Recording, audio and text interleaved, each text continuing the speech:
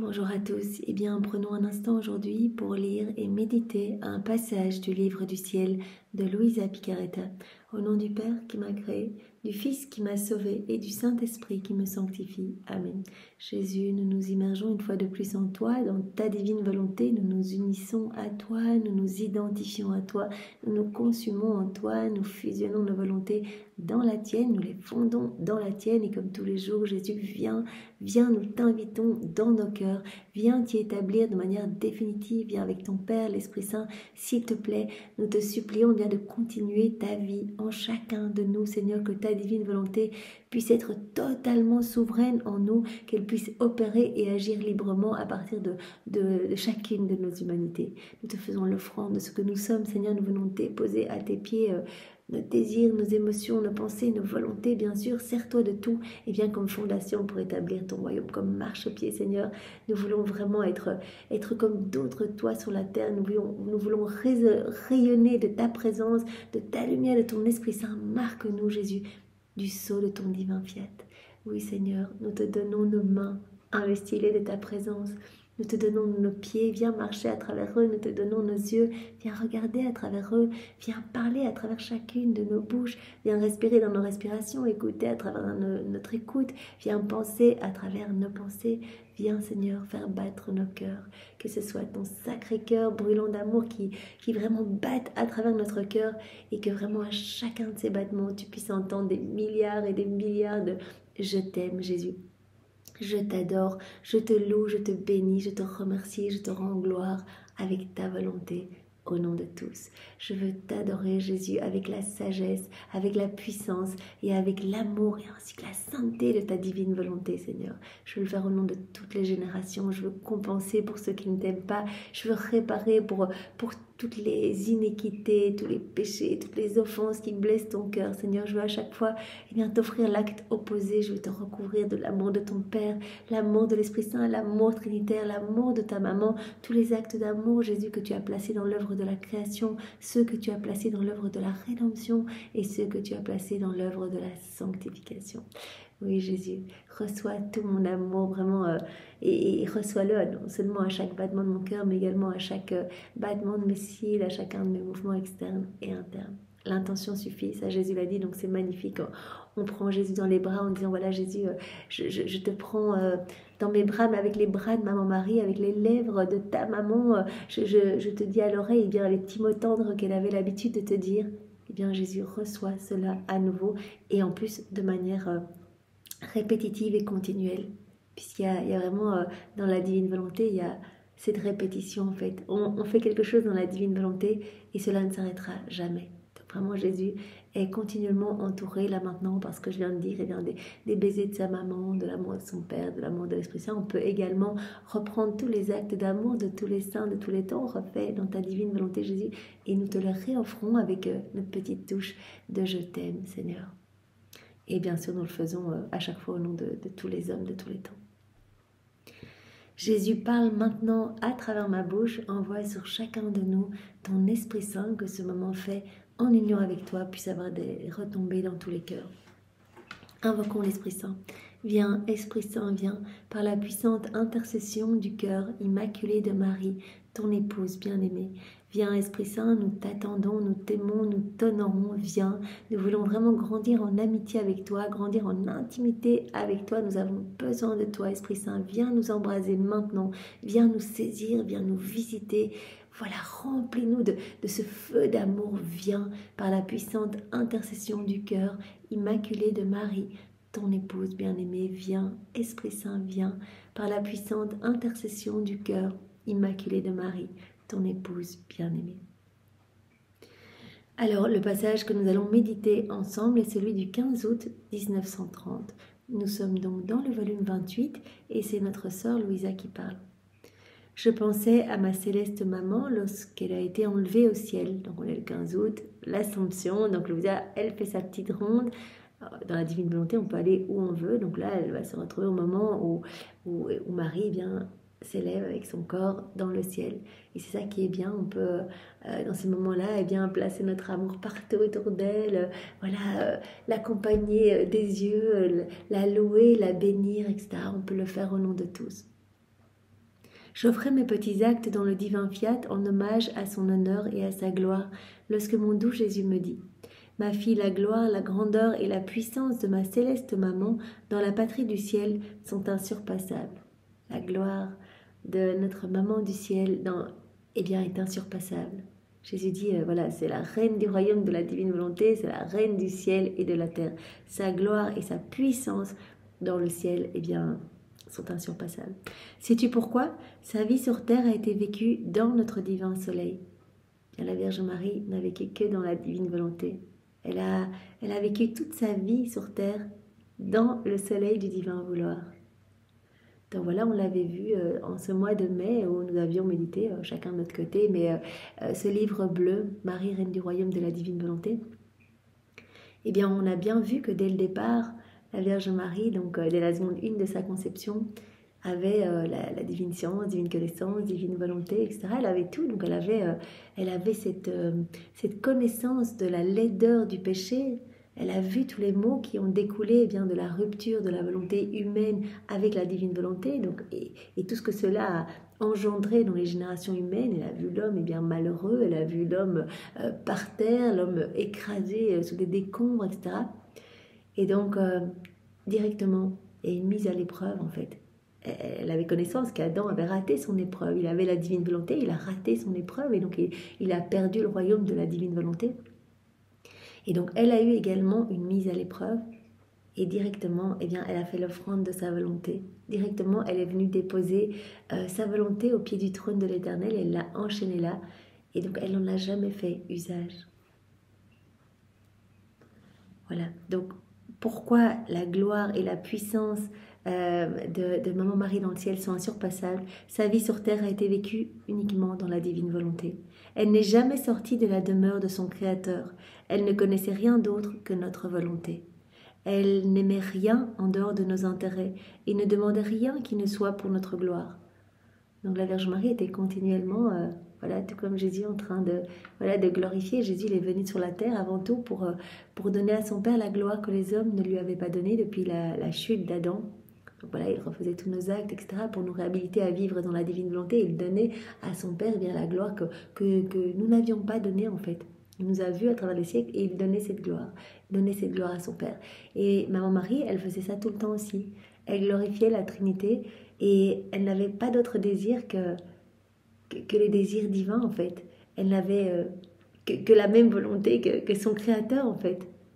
Donc vraiment, elle n'a jamais fait usage de sa volonté propre. Elle ne connaissait rien d'autre que la divine volonté.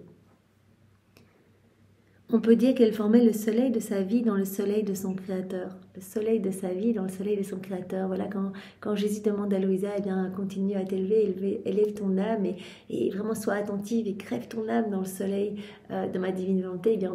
On peut imaginer l'âme de Maman Marie, mais greffée depuis le début, depuis la seconde 1 de sa conception et jusqu'à la fin, jusqu'à son assomption, greffée dans le soleil de la divine volonté. Elle a formé vraiment le soleil de sa vie dans ce soleil divin. Ainsi, quiconque veut la trouver dans la céleste demeure doit venir dans notre soleil, où la reine souveraine, ayant formé son soleil, répand tous ses rayons maternels bienfaisants.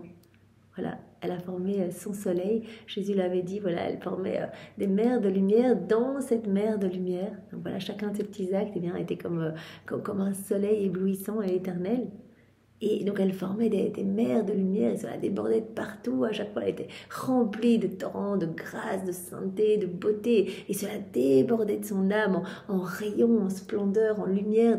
Cela débordait dans tous les cœurs en fait. Elle est d'une beauté si radieuse qu'elle ravit le ciel tout entier. Chacun se sent doublement heureux d'avoir une mère si sainte et une reine si glorieuse et si puissante. La Vierge est la première et unique fille qui possède son Créateur. Voilà, Jésus l'avait déjà dit à Louisa, l'âme qui vit complètement dans la divine volonté, possède son Créateur. Elle, quelque part, elle est victorieuse sur son Créateur. Voilà, parce que la Trinité ne peut rien refuser. Quand une âme qui vit dans la divine volonté prie, la Trinité entend ses propres prières. Quand une âme loue, la Trinité entend ses propres louanges, des louanges divines en fait. Donc c'est la première créature qui possède son Créateur et la seule qui ait fait sa vie dans le soleil de l'être suprême. Donc jusqu'à Louisa, et bien Marie, bien sûr, depuis la chute d'Adam, bien sûr la seule à avoir vécu dans la divine volonté. Ayant tiré sa vie de ce soleil éternel, il n'est pas surprenant que celle qui vivait de lumière ait formé son soleil éblouissant qui fait la joie de toute la cour céleste. Voilà, d'ailleurs, quand elle est arrivée dans le ciel, je ne sais plus dans quel passage c'était, mais le ciel était rempli de soleil, mais rempli, tout était mais éblouissant de lumière. C'était tous les actes qu'elle avait accomplis, en fait, dans la divine volonté. Chaque petit acte, chaque mouvement, chaque regard, chacune de ses paroles, tout formait, en fait, ces soleils. Donc c'est magnifique. Nous, à notre toute mini-échelle, eh bien, tous les actes que nous faisons forment également ces soleils éternels et infinis, ces soleils divins que nous allons voilà, retrouver à notre mort dans le ciel. C'est exactement cela que signifie vivre dans ma divine volonté, vivre de lumière et former sa vie dans notre propre soleil. Vivre dans la divine volonté, c'est vraiment dans ce soleil du divin fiat, vivre, former sa vie dans ce soleil du divin fiat. Tel était le plan, le dessein de la création, avoir des créatures créées par nous, nos propres enfants bien-aimés, dans notre propre demeure, les nourrir de notre propre nourriture, les revêtir des vêtements royaux et leur donner la jouissance de nos propres biens. C'était le plan de Dieu, c'est le plan de toute éternité pour chacun de nous et on a cette chance maintenant bien, de pouvoir découvrir les écrits du ciel et voilà, on peut à nouveau vivre dans la divine volonté parce que cela nous est donné maintenant vraiment comme sur un plateau, vraiment un trésor qui nous est offert maintenant, mais c'est le plan de Dieu. Et bien voilà, au moment où Adam est sorti des mains de Dieu, et bien voilà, il était propriétaire de la divine volonté et le plan de Dieu était vraiment que l'homme soit dans cette réciprocité d'amour avec la Trinité, que l'homme soit heureux, ne connaisse aucun mot, ne connaisse aucune souffrance, aucune maladie, etc. Que l'homme soit vraiment revêtu de ses vêtements royaux, soit propriétaire de tout. Hein. L'homme, chef-d'œuvre de la création, toute la création le servait, etc. L'homme était vraiment dans cette unité du divin vouloir, cette unité du divin fiat avec chaque élément créé, avec la Trinité. Et donc l'homme était parfaitement heureux. Donc c'était le plan de Dieu que l'homme vive vraiment dans sa demeure en fait. Dans le soleil de son divin fiat, le soleil du fiat divin, bien que l'homme vive dedans. Donc dans cette demeure divine en fait.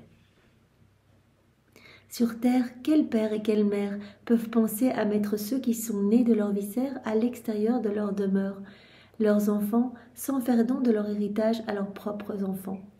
Jésus dit déjà dans l'ordre naturel, eh bien, voilà, il y a l'instinct parental en fait, et les parents, eh bien, voilà, veulent tout donner à leurs enfants et veulent que leurs enfants restent un maximum à la maison. Et puis quand les enfants s'en vont, eh bien, ils vont les aider financièrement, etc. Mais tout parent, eh bien, aime que son enfant soit vraiment dans sa maison. Et alors il dit, voilà, quels parents, même sur la terre, quel père, quelle mère, peuvent penser à mettre ceux qui sont nés de leur viscère à l'extérieur de leur demeure, voilà, sans faire don de leur héritage à leurs propres enfants. Je crois qu'il n'y en a pas. Donc voilà, nous, tout mauvais que nous soyons, eh bien, voilà, nous avons cet amour pour nos enfants et vraiment nous voulons qu'ils soient bien. Donc déjà, toute leur enfance, ils vont rester là, on va les protéger, etc. Et puis après, on va tout leur donner quand ils vont quitter la maison. Eh bien, on va partager pour qu'ils ne manquent de rien. Combien de sacrifices ne font-ils pas pour rendre leurs enfants heureux? Si un père et une mère terrestres sont capables de cela, alors qu'on est mauvais, on est capable de cela, combien plus le Père céleste? Il voulait et désirait que ses enfants restent dans sa demeure pour les avoir autour de lui, être heureux avec eux et les porter comme une couronne de ses mains créatrices. Voilà, et bien combien plus notre Père céleste voulait qu'on reste dans sa demeure, qu'on soit bien, qu'on soit heureux, qu'on puisse jouir de tout, qu'on soit propriétaire de tout. Mais l'homme ingrat a quitté notre demeure, rejeté nos biens et s'est contenté d'errer à l'aventure et de vivre dans les ténèbres de sa volonté humaine. L'homme, voilà, ingrat, est parti à quitter cette maison divine, cette demeure divine, ce palais royal pour aller vivre dans les ténèbres, dans la misère, en haillons malheureux, à connaître toutes les tristesses, toutes les iniquités, voilà, toutes les méchancetés humaines, etc. Bien Seigneur, vraiment nous voulons revenir au nom de tous et nous voulons que notre bouche soit le haut-parleur de toute l'humanité pour te dire nous voulons revenir Nous voulons revenir dans la demeure céleste, nous voulons revenir dans cette demeure divine, nous voulons être avec toi, Père, nous voulons tout partager avec toi et nous voulons être heureux en ta présence. Nous voulons vraiment vivre dans ta divine volonté.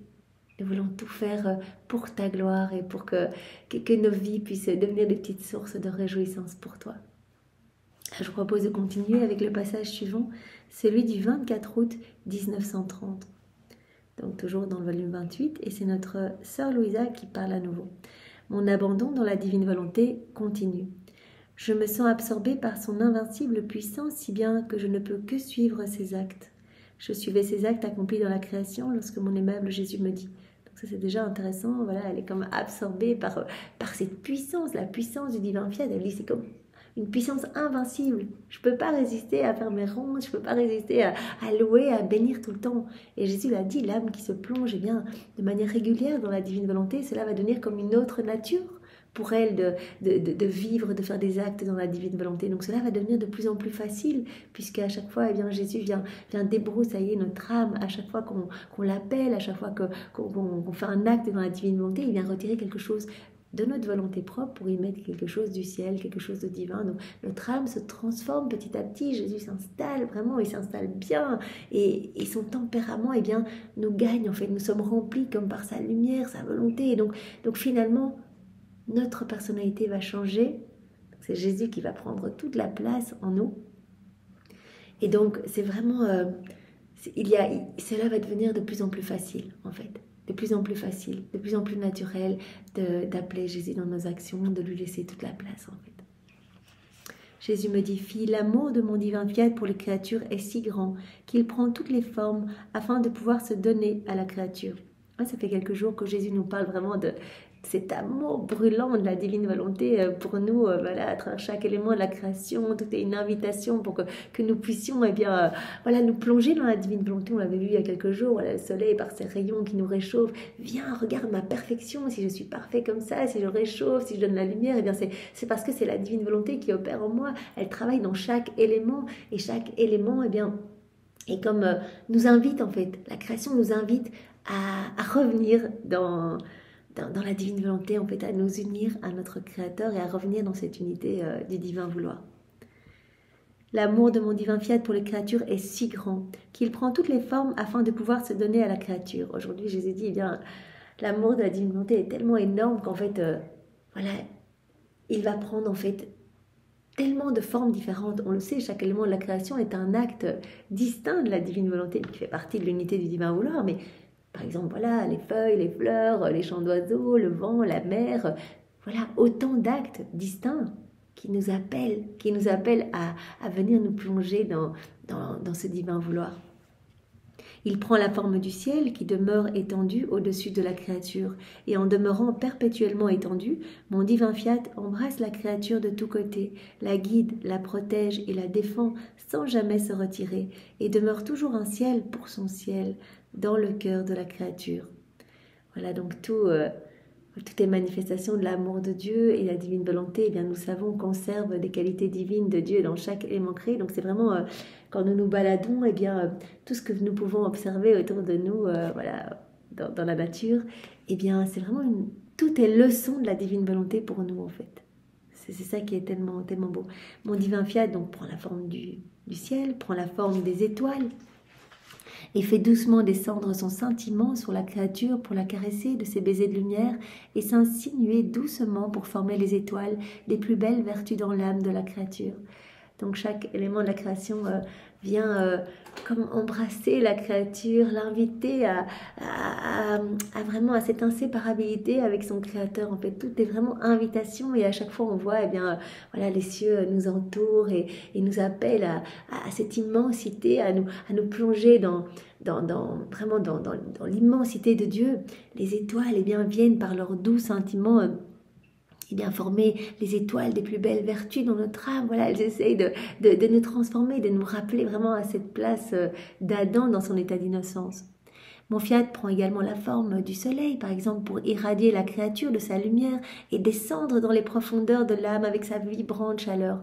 En fait, tout a été fait vraiment pour que nous puissions voir l'amour de Dieu partout et y répondre.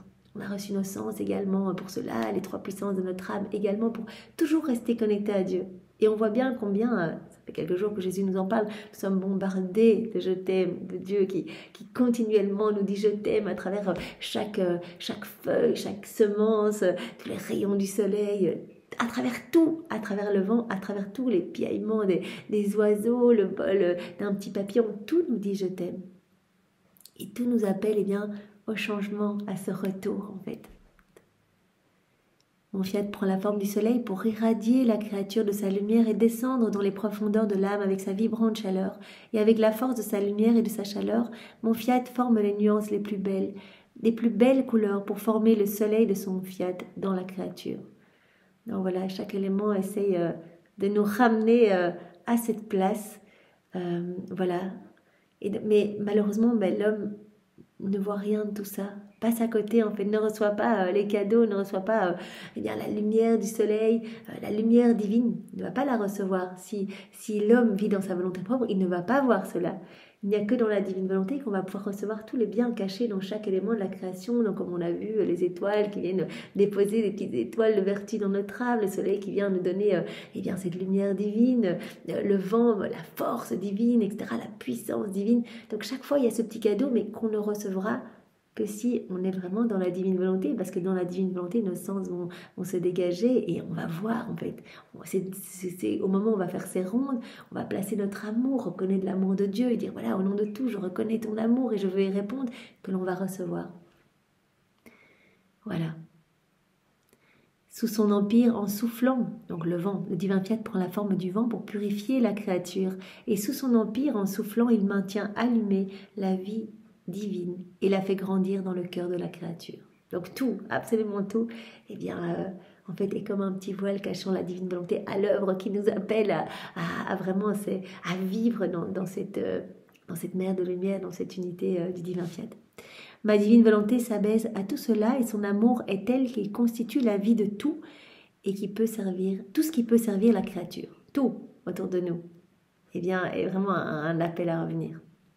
Ma divine volonté, on arrive à prendre la forme de l'air qui se laisse respirer, la forme de l'aliment qui nourrit la créature et de l'eau qui étanche sa soif. En somme, il n'est rien qui serve la créature où ma volonté ne se trouve pas pour continuellement donner à la créature. Tout ce qui sert l'homme, Jésus dit absolument tout, la divine volonté se trouve à l'œuvre dans tout, pour que l'homme puisse à un moment revenir. Voilà. Il n'est rien qui serve la créature où ma volonté ne se trouve pas pour continuellement donner à la créature. Mais il faut encore que la créature se laisse transformer. Mais comment la créature répond-elle aux multiples façons que prend mon fiat pour entourer la créature de ses formes d'amour, afin que si la créature ne reconnaît pas ma divine volonté d'une manière, elle la reconnaisse d'une autre. Donc en fait, ce sont comme autant de manières, et vraiment pour être sûr de nous avoir, Dieu a vraiment laissé sa divine volonté prendre de multiples formes. Voilà, si on ne voit pas dans le vent, la Trinité aimerait qu'on voit dans la senteur, dans les parfums des fleurs, qu'on puisse s'émerveiller des goûts délicieux des fruits, etc. Voilà. Comment la créature répond-elle aux multiples façons que prend mon fiat pour entourer la créature de ses formes d'amour, afin que si la créature ne reconnaît pas ma divine volonté d'une manière, elle puisse la reconnaître d'une autre, et que si ma divine volonté n'éveille pas la créature d'une façon, elle l'éveille d'une autre, afin de recevoir au moins un regard, un sourire de satisfaction, une invitation à la laisser descendre dans l'âme pour y régner un petit merci, un merci de gratitude pour tant de folie d'amour. Voilà, donc tellement de manières, nous sommes bombardés de tellement de messages d'amour pour que vraiment nous puissions à un moment, si on ne le perçoit pas dans la mer, qu'on puisse le percevoir dans le bruissement des feuilles et qu'on puisse remercier, qu'on puisse louer, qu'on puisse être touché de tant d'amour. Ah, combien de fois ma divine volonté reste là sans que la créature lui accorde la moindre attention. Quelle souffrance! Combien ma divine volonté en est transpercée. Mais malgré tout, ma divine volonté ne s'arrête pas. Elle continue toujours et toujours. Elle continue toujours malgré la grande indifférence, la grande ingratitude des hommes qui se servent des éléments de la création juste pour s'alimenter, pour vivre, pour leur satisfaction personnelle, mais qui ne voient pas l'amour de Dieu derrière. et elle ne cesse pas, avec sa fermeté toute divine, de laisser courir sa vie divine dans toutes les choses créées, attendant avec une invincible patience celle qui doit la reconnaître et la recevoir, afin de former sa vie dans les apparences de la forme humaine, et compléter ainsi le règne de tout ce que nous avons créé. Donc voilà, quand l'homme reviendra à sa place, quand l'homme vivra dans la divine volonté, ce sera l'aboutissement du fiat de la création et de la rédemption. Ce sera vraiment voilà, le parachèvement final. Tout sera complété. Pour le moment, voilà, il y a un beau tableau. Les éléments de la création sont vraiment régis par la divine volonté. Tout est régi par la divine volonté qui donne vie à tout. Nous aussi, la divine volonté nous donne vie, mais nous l'étouffons. Et donc, nous sommes un peu la tache noire du tableau. Voilà, c'est pour cela que la création ne nous reconnaît plus. Et donc, quand l'homme reviendra à cette magnifique place et vivra dans la divine volonté, eh bien, tout sera accompli, en fait. Tout sera vraiment... voilà, ce sera parfait, en fait. Ce sera à nouveau cette unité magnifique de la divine volonté.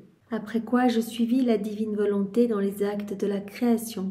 Et parvenu en Éden, où l'homme fut créé, mon toujours aimable Jésus ajouta: Ma fille, la création de l'homme était le centre où notre fiat et notre amour se sont investis pour y tenir leur siège.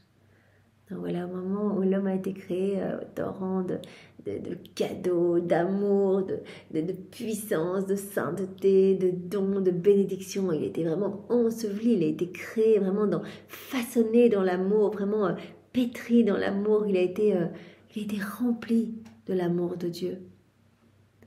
La création de l'homme était le centre où notre fiat et notre amour se sont investis pour y tenir leur siège. Siège du fiat et siège de l'amour en l'homme, lors de la création de l'homme.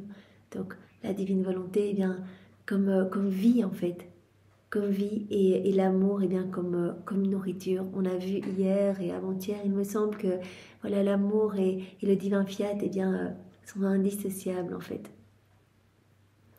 Notre être divin tenait toutes choses en nous, le centre de notre amour et le développement de la vie de notre vouloir. Mais avec la création de l'homme, notre être divin voulait former le second centre de notre amour, afin que notre fiat puisse développer des vies humaines, avec son règne et son empire, comme il le faisait dans notre être suprême. Voilà, la divine volonté à l'œuvre entre les trois personnes divines, eh bien, a voulu être à l'œuvre aussi dans l'homme en fait. L'homme a reçu ce cadeau de la vie dans la divine volonté, ce cadeau vraiment du divin vouloir pour être totalement à la ressemblance de Dieu. Tu dois savoir que dans la création d'Adam, toutes les créatures ont été créées en lui. Toutes étaient présentes, aucune ne nous échappait. Donc voilà, au moment où Adam était créé, en fait, on était tous là. On a tous été créés en même temps qu'Adam, on était en lui en fait. Nous aimions toutes les créatures autant que nous aimions Adam et nous les aimions toutes en lui. Donc on a toutes été en fait pétris dans l'amour. On a toutes été conçus vraiment des mains de Dieu en fait. On sort vraiment des mains de Dieu comme Adam.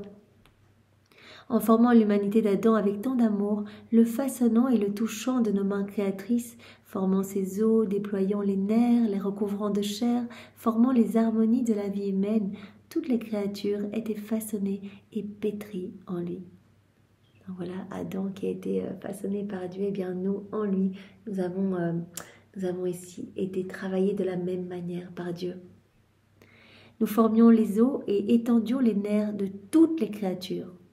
En formant les os et les nerfs d'Adam, eh bien, nous formions les os et les nerfs de toutes les créatures. Donc, on était tous repris en Adam. Tout ce que Dieu a fait en Adam, tout ce que Dieu a déversé en Adam, eh bien, cela a été déversé en nous. Cela a été fait en nous également. Voilà. Toutes les créatures étaient façonnées et pétries en lui. Nous formions les os et étendions les nerfs de toutes les créatures, et en les couvrant de chair, nous y laissions la touche de nos mains créatrices. Voilà, en recouvrant tout de chair, eh bien, voilà, il y avait cette empreinte, en fait, cette touche divine. Le sceau de notre amour et les vertus vivifiantes de notre vouloir. Le cachet divin, le sceau de l'amour de Dieu et toutes les vertus vivifiantes de la divine volonté. En insufflant l'âme en Adam, avec la puissance de notre souffle omnipotent, des âmes ont été formées dans tous les corps, avec la même puissance par laquelle l'âme fut formée en Adam. Voilà, quand Dieu a soufflé sur Adam pour lui donner la vie, en fait, eh bien, ce souffle a été également sur chacun de nous, en fait. Ce souffle nous a donné également la vie de notre âme. Vois-tu alors que chaque créature est une nouvelle création. Nous sommes tous donc une nouvelle création, comme si nous avions créé le nouvel Adam. Parce qu'en chaque créature, nous voulons renouveler le grand prodige de création, l'investiture du centre de notre amour et le développement de la vie de notre fiat. Voilà, la divine volonté, eh bien, comme vie de tout, comme vie de l'homme, c'est le plan de Dieu. Et l'amour, eh bien, comme nourriture de tout. Et donc, l'amour et la divine volonté en l'homme. Voilà, c'est le plan de Dieu. Que l'homme puisse être à nouveau propriétaire eh bien, de la divine volonté, que le royaume de la divine volonté soit établi en son âme, qu'elle puisse être totalement libre d'agir à partir des humanités des hommes. Et vraiment que l'homme soit rempli de cet amour divin, que cet amour l'alimente continuellement.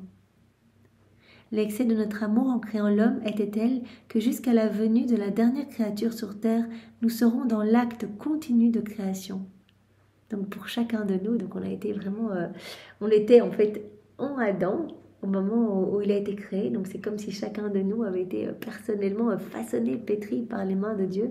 Et Jésus le dit ici, l'excès de notre amour en créant l'homme était tel que jusqu'à la venue de la dernière créature sur la terre, nous serons dans cet acte continu de création. Cet acte qui va se répéter continuellement pour chaque homme en fait. Pour donner à chaque homme ce qui fut donné au premier homme créé. Notre amour débordant, la touche de nos mains créatrices pour la formation de chacun d'eux. Quel cadeau quoi! Donc ça veut vraiment dire que voilà, on a tous reçu ce souffle divin, on a eu vraiment ce travail divin sur chacun de nous pour nous façonner à cette ressemblance divine.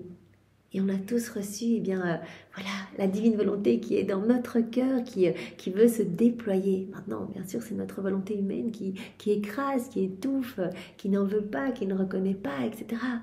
Donc voilà, nous sommes appelés aujourd'hui à revenir, quoi. C'est vrai qu'on l'a déjà vu dans le passage précédent, tout dans la nature nous appelle à revenir à cette magnifique place, à nous rendre compte de tout cet amour brûlant qui nous inonde continuellement depuis l'instant 1 de notre conception jusqu'à aujourd'hui, jusqu'à notre dernier souffle. Eh bien, nous sommes continuellement sous ces torrents d'amour. Jésus utilisait hier ce terme tellement beau, ou tout à l'heure, cette tempête d'amour, en fait, l'homme se trouve sous cette tempête d'amour, cette tempête de je t'aime en fait divin, je t'aime de son Créateur. Par conséquent, ma fille, je recommande que tu saches reconnaître et conserver en toi l'investiture de notre amour et l'opération de la vie de notre fiat. Voilà, ne quitte pas la divine volonté et vraiment conserve en toi, voilà, cette vie en fait. Fais-la grandir, alimente-la, unis-toi à moi dans toutes tes actions et la vie de ma divine volonté va vraiment va vraiment grandir et vraiment va déborder de toi en fait. Tu vas devenir, voilà, comme une autre source de lumière ici-bas en fait. Comme Maman Marie, qui a formé toute sa vie dans cette demeure divine, dans le soleil de la divine volonté, nous sommes invités nous aussi à revenir à la maison, entre guillemets, et à vivre, à former le soleil de notre vie dans ce soleil divin. Tu éprouveras les prodiges de la création continue de notre amour et notre amour débordant qui t'inonde d'amour. Voilà, il n'y a que dans la divine volonté qu'on va pouvoir se rendre compte de tout cet amour qui nous inonde continuellement et il n'y a que dans la divine volonté qu'on va pouvoir y répondre et nous allons le faire au nom de tous pour réparer pour tous ceux qui ne voient pas cet amour. Ainsi, tu n'éprouveras rien d'autre que mon amour et ma volonté. Voilà, reste les yeux fixés sur moi et tu ressentiras continuellement les prodiges de la création continue et notre amour débordant qui vont t'entourer, t'inonder d'amour. Tu n'éprouveras rien d'autre que mon amour et ma volonté. Voilà, c'est ce que nous voulons, sentir ton amour à chaque instant et sentir la vie de ta divine volonté en nous, Seigneur. Voilà, que nous puissions vraiment être ces petites flèches d'amour entre tes mains, ces bons instruments. Ces bons instruments, fais de nous ce qui te plaira, Seigneur, que rien ni personne ne nous éloigne de toi. Garde-nous unis à toi. Garde-nous enchaînés à toi, Seigneur. Ne permets pas que nous te quittions. Garde-nous dans ton cœur pour que nous ne voyions que toi, n'entendions que toi, ne parlions que de toi, que notre cœur ne batte que pour toi, que nos mains ne travaillent que pour toi, que nos pieds ne marchent que vers toi. Voilà ce qu'enseignait maman Marie à Louisa en lui disant, mais considère qu'il n'y a que toi et Jésus sur la terre. Voilà, c'est la meilleure façon de grandir très rapidement dans cette sainteté divine. Voilà, donc tu vas continuellement réparer, louer, bénir, te concentrer sur Jésus. Plutôt que sur toi, ce que tu ressens, non, sur Jésus. Donc considère qu'il n'y a que Jésus et toi sur la terre. C'est magnifique. Alors Seigneur, donne-nous cette grâce. Vraiment que nous puissions continuellement crucifier notre volonté propre au profit de ta divine volonté.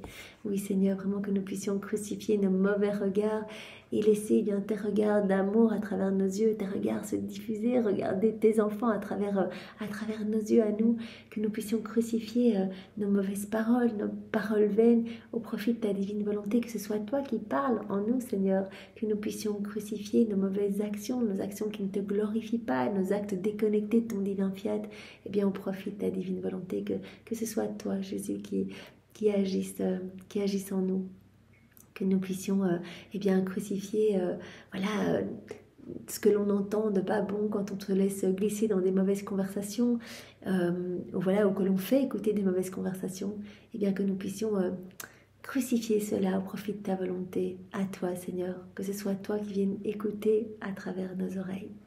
Oui Seigneur, vraiment nous pensons à ce moment où Louisa a envoyé ses petites croix de lumière partout sur elle, et la Vierge Marie lui disait, voilà, chaque petite croix, je place le mot annihilation, donc annihilation de tes pensées, annihilation de tes propres regards, le tout au profit de la divine volonté. C'est ce que nous voulons Seigneur. Alors marque-nous maintenant de ces petites croix de lumière, que nous puissions être tout à toi et devenir, des petites sources d'amour pour toi, que nous puissions être tes petites sentinelles, te défendre et t'aimer pour tous, Seigneur. Merci Jésus, au nom de tous, au nom du Père et du Fils et du Saint-Esprit. Amen. Soyez tous bénis. Au revoir.